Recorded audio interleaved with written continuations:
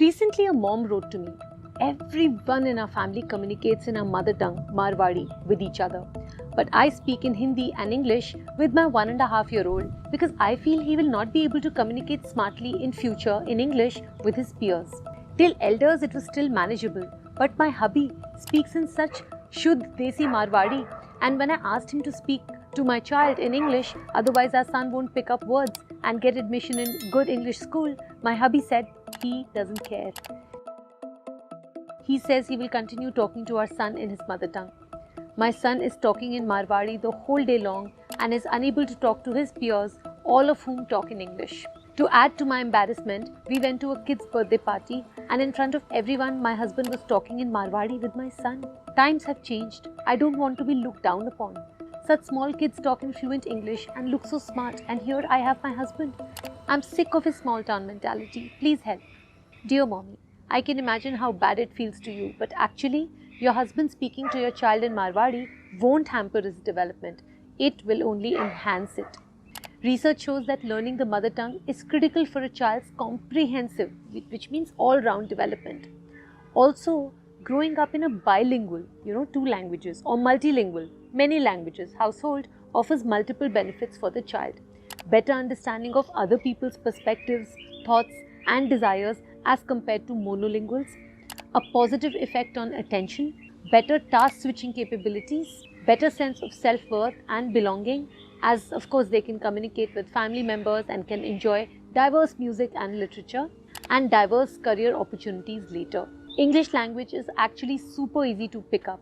Once your child starts going to school, he will pick up fluent English.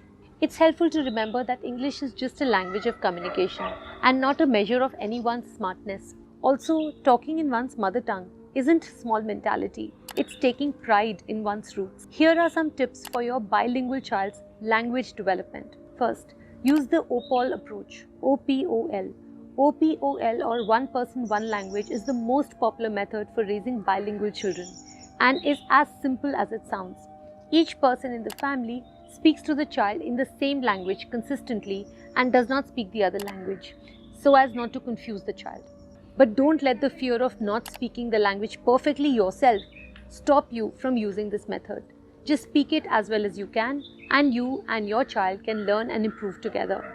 This works especially well for families that already speak more than one language. Second, speak your language with the child everywhere. Speak in the same language to your child everywhere, in the mall, playground, or even where others don't understand this language. German author E. Montanari says in her book that changing the language of communication with the child in such situations sends the message that the native language or the mother tongue is not as important and the parent is ashamed of speaking it publicly. This is not a message you want to send to your child. Don't make speech corrections. When your child mixes up words, pronunciations, sentence structure, don't go about correcting mistakes in the middle of communication. This can cause communication insecurities to your child. If your child does make a pronunciation mistake when asking for something, you can hand over the object and say, "Here is the whatever is the correct pronunciation for the child." Read books in all languages. I cannot stress enough the importance of reading to your child every single day, whether it's their bedtime routine or just throughout the day randomly. Instilling a love of reading is one of the best things you can do for your children. By reading to them every day, you're feeding them new vocabulary and exposing them to new words that they may otherwise not hear. Even when your child is old enough to read themselves, you should still be reading to them.